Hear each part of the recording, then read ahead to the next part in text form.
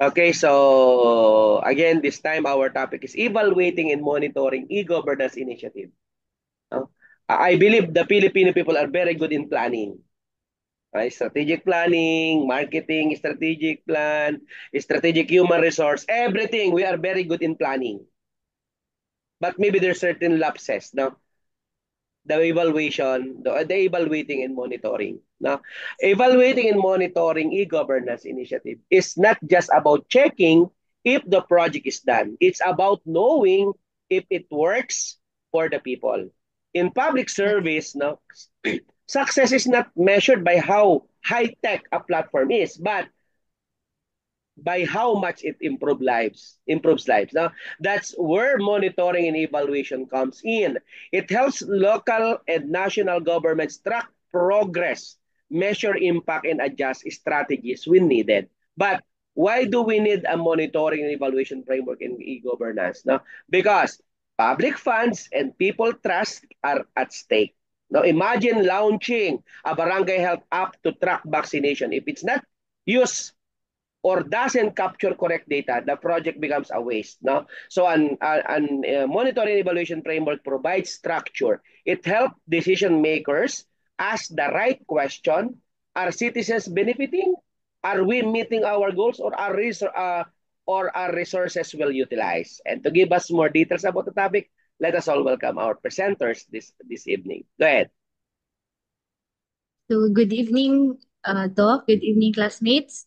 So we are going to discuss about evaluating and monitoring e-governance initiatives. So I am Gladys Bacudo Inario, and I am going to present it together with Miss Bibeline Ed.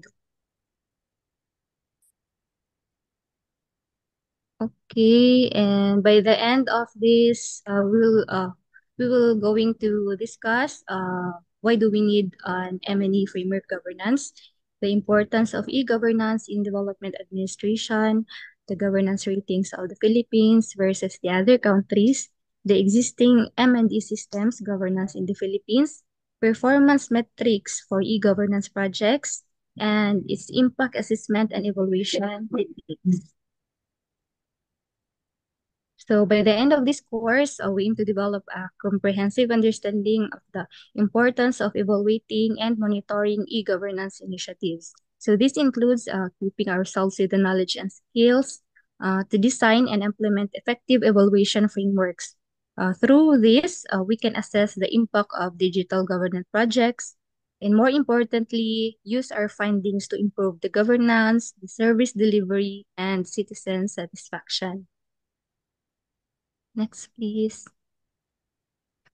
Okay. Institutions and the rule of law are fundamental to the economic growth, as highlighted by Easterly and Levine.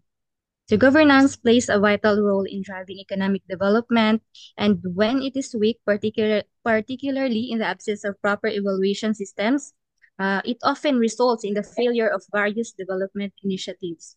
Over time, the importance of governance has grown significantly, shifting focus from purely economic reforms to broader goals centered in human development. So this evolution underscores the need for effective monitoring and evaluation frameworks to ensure that governance initiatives are both impactful and sustainable. So evaluating and monitoring e-governance projects are crucial for several reasons. The first, it helps governments understand whether digital government programs are truly benefiting the citizens. For example, so a government program that offers online services should be evaluated to see if it actually saves time and money for the public, or if it's more convenient than the previous paper-based process. So by monitoring and evaluating these projects, we can measure their success in meeting goals like improving efficiency, the reducing cost, and increasing citizen participation. So without this ongoing assessment, there's no way to know if a project is achieving its intended outcomes or if it's even necessary. So the evaluation also identifies problems or shortcomings that can be fixed, ensuring that the project delivers the benefits promised to the citizen. So in short, the evaluation helps improve government performance by providing evidence of what works and what doesn't, leading to better decision making and outcomes for society. So why do we need an M&E framework governance? So monitoring and evaluation frameworks are essential for assessing whether government programs and initiatives are achieving their intended goals. So these frameworks allow the government to measure its progress, track performance, and identify areas that needs improvement. So without the proper M&D system, there is a high risk that government projects will fail to meet their objectives or worse, waste resources on ineffective programs. So in the case of the Philippines, governance ratings show that the country faces challenges in managing and delivering quality government services. One major issue is the lack of robust M&E system, which hinders the ability to track whether policies are achieving their goals. The poor governance can result from ineffective programs as well as the corruption or mismanagement, and without proper evaluation, it's difficult to make improvements. So M&E helps the government stay accountable by making sure that the actions and the projects align with the broader development goals. So it ensures that the programs are on track and that resources are being used effectively. So next, the importance of e-governance in development administration.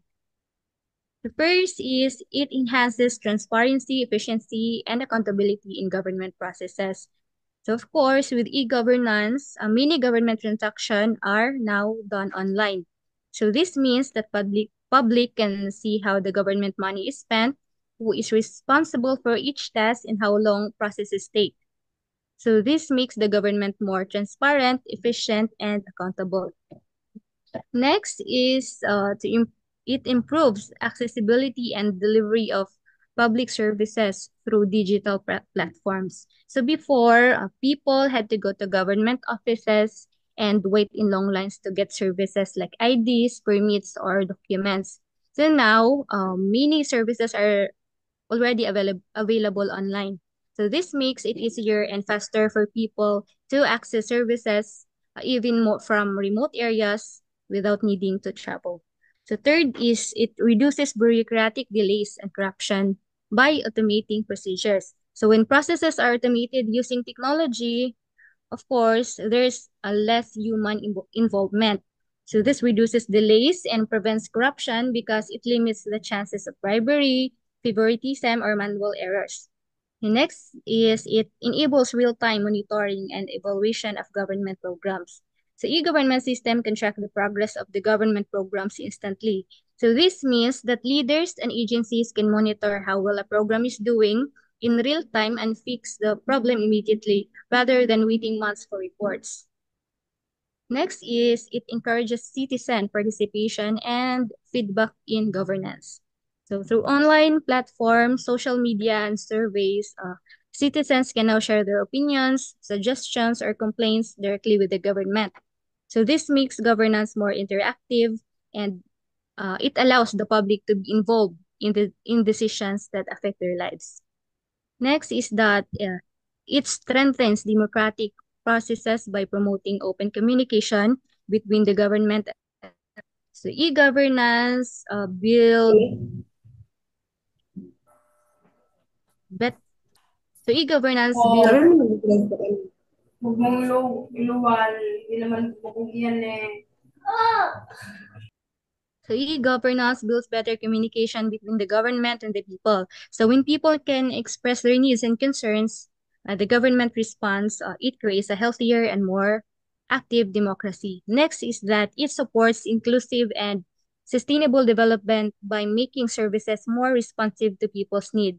So with the help of the digital tools, the government can identify which groups or communities need more help. So this allows them to deliver services fairly and equally, supporting the development of all sectors and society. Next is it facilitates data-driven decision-making for better planning and resource allocation. The e-governance collects the large amounts of data about how services are used and where resources are needed. So the government can use this data to make smarter decisions, such as where to build schools, hospitals, or roads, and how to use public funds wisely. So next, please. So what is governance according to the World Bank? So the World Bank defines the governance as the process by which governments are selected, monitored, and held accountable. So in simple terms, it's about how leaders are chosen, how they run the government, and how they're responsible for their actions. So to measure the governance, the World Bank uses six key dimensions. First is the voice and accountability. So this refers to the ability of the citizen to express their opinions freely and take part in government decisions, including through free elections and a free press. Next is the political stability. So in here, this checks how stable a country's political environment is. Are there frequent threats of violence or conflict? So a stable government means better policies and public trust. So next is the regulatory quality. So this looks at how well the government creates and applies fair and effective rules for businesses and the economy. Another one is the government effectiveness. So this includes the quality of public services, how well the government policies are implemented, and how competent public officials are. Next is the control of corruption. So in here, this evaluates whether the public officials use their positions for personal gain and how well a country prevents corruption. Last is the rule of law. So in here, this focuses on the strength of laws, the justice system, and whether all people, including leaders, follow the law. Next po. So governance ratings of the Philippines versus the other countries. So according to the World Bank, the Philippines scored below average in many of these governance indicators. For example, there are challenges with the corruption, which remains a serious issue until today. And another one is the political instability, which has also been a concern in certain periods. Voice and accountability, which exists through elections, but there's still room to improve public participation and media freedom. So in terms of government effectiveness, many public services are still delayed. So this low score suggests that the country needs a better governance system to provide quality services, enforce law, and gain citizens' trust. So governance isn't just monitored by the World Bank. So many international and local organizations also provide governance ratings. So these ratings help the countries understand where they stand and what they need to improve. For example, the Transparency International releases the Corruption Perception Index each year. So in here, the Philippines often scores low, meaning many people believe corruption in the government is a serious problem, which I also do. So the United Nations Development Program, or the UNDP, also provide development governance data. So in 2004, they noted that while the Philippines has tried many reform efforts, it still faces problems in areas like law enforcement, public services, and corruption prevention. So these ratings are often based on international standards, so countries can be compared fairly. So the next topic will be going to discuss by Ms. Edo. Thank you. Okay, good evening, Doc. Good evening, classmates. Again, I'm Biblin Ido po, and for the continuation of the report, we will talk about how monitoring and evaluation, or M&E, supports governance here in the Philippines. So we'll define key systems like the LGPMS and understand how they help improve government performance, especially through e-governance. So existing E&A systems on governance in the Philippines. Monitoring and evaluation M&A systems on governance in the Philippines refers to the structure, tools, frameworks, and process used by the government, especially at the national and local levels, to track, assess, and improve the performance of public institutions and services. So these systems aim to promote transparency, accountability, and efficiency in governance. And what is monitoring and evaluation, or M&A? So monitoring and evaluation, M&A, is a process used to systematically collect and analyze information to track the process and effectiveness of programs, policies, and institutions. So M&A stands for monitoring and evaluation. And monitoring is checking the progress while something is being done. And on the other hand, evaluation checks if the result was successful.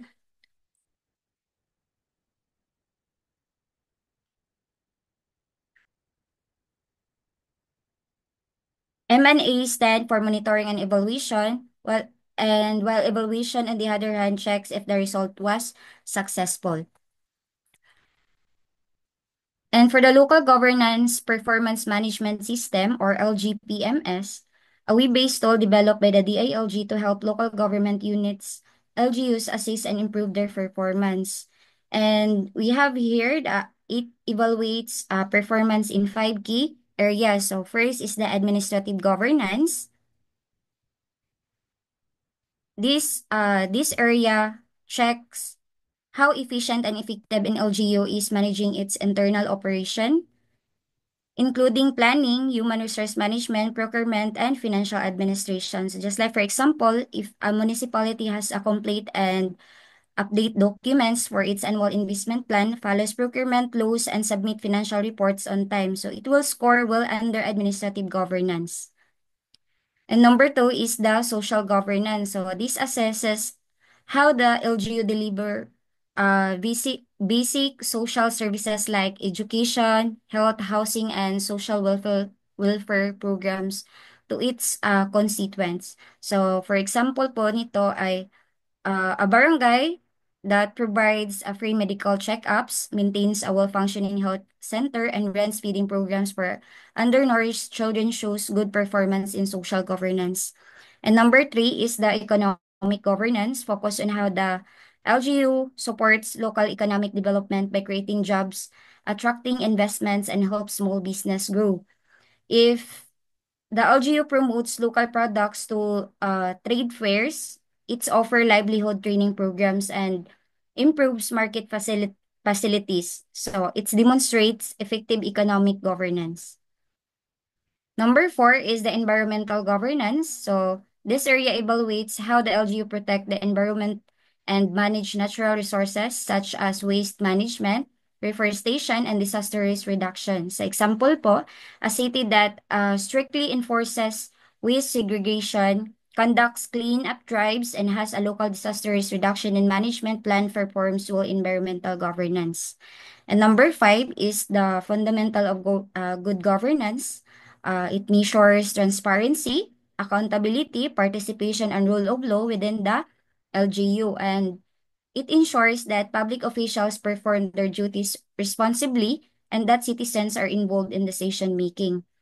For example, if a municipal government regularly holds consultations with the citizens, like town halls meetings, publish financial statements, and has an anti-corruption policy, it is strong in governance fundamentals. So the benefits of LGPMS. So it promotes self-assessment for LGUs, support planning and budgeting, encouraging transparency, and allow performance comparison between LGUs. And what is national M&A framework? So a structured system that guides how the country tracks progress, collects data, and evaluates policies and programs. So it's ensured that all government agencies are aligned and follow common indicators and reporting standards. So a national M&A framework is like a master plan. It ensures that all departments from health to education follow the same role when tracking progress. So this is especially important now that we use digital systems in governance. Next is, what is e-governance? E-governance refers to the use of information and communication technologies, ICT, to deliver government services efficiently, transparently, quick and quickly.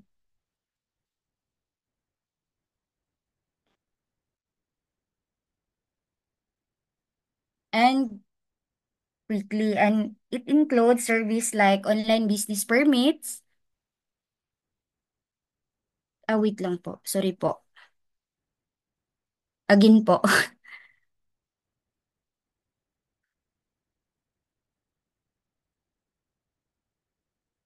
Okay, let's proceed po sa what is a national M&A framework. A structured system that guides how the country tracks progress, collects data, and evaluate policies and programs. So it ensures that all government agencies are aligned and follow common indicators and reporting standards.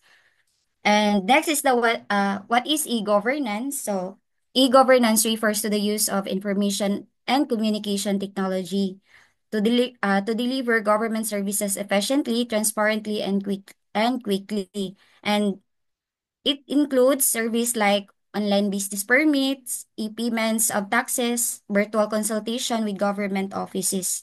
And next is the how national M&A framework support e-governance. So set goals and objectives, align with national development plans.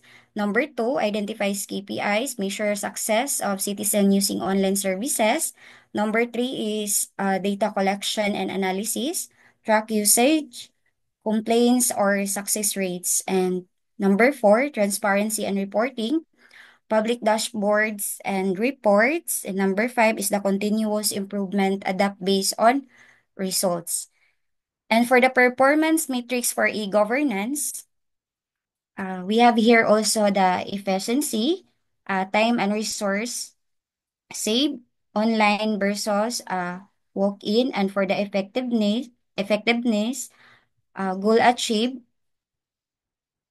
reduce waiting times, and accessibility, easy to use for all, including persons with disabilities, and equity, fairness across all sector and regions, and innovation, introduction of new solution and tech tools. And for the continuous improvement strategies, M&A frameworks, we have here an M&A framework development for ongoing tracking. And number two is the stakeholder feedback gathered via surveys, forums, data-driven decision based on real findings, agile development, regular system updates, and capacity building training for government employees. So e-governance should not be one time. It must grow and evolve. So we need constantly gather feedback and upgrade system. For example, when user complain about uh, long long loading times in online tax payments, the system must be fixed immediately. And next is the challenges and M&A for e-governance. So we have here the data privacy issues, protection of personal information for ICT infrastructure, weak internet in remote areas. Number three po is resistance to change from employees or citizens. And number four is the limited skills, lack of trained staff for M&A. So even with great systems, there are challenges that many rural LGUs still struggle with poor internet, and other don't have staff trained in digital platforms. That's why training and investments are important. And to wrap up, M&A systems like the LGPMS play a key role in helping our government performs better. When we pair this with strong frameworks and digital platforms, we ensure that public services are not only efficient, but also inclusive and people-centered. And that's conclude our report po. Thank you.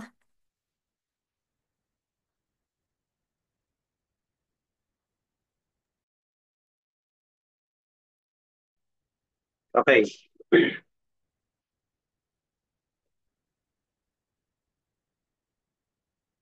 Sabi ko nga kanina, no, e-governance, of course, is a vital role, in development administration because it helps streamline services, reduce corruption looking forward, and empower communities. However, without monitoring and evaluation, even the best digital solution can fall short. No? Take the example of the no contact apprehension, the traffic system in Metro Manila. Well, they aim to reduce, sabi natin yung bribery and human error. Feedback show that unclear implementation and weak complaint mechanism cause public frustration. And this show how important it is to regularly assess how a system works in the real world. Now, looking globally, uh, the Philippines has made progress in digital governance, but still lags behind countries like South Korea, Estonia, or Singapore. According to according to the United Nations, e-government national index, our ratings reflect a need for better infrastructure, digital literacy, and integration of services.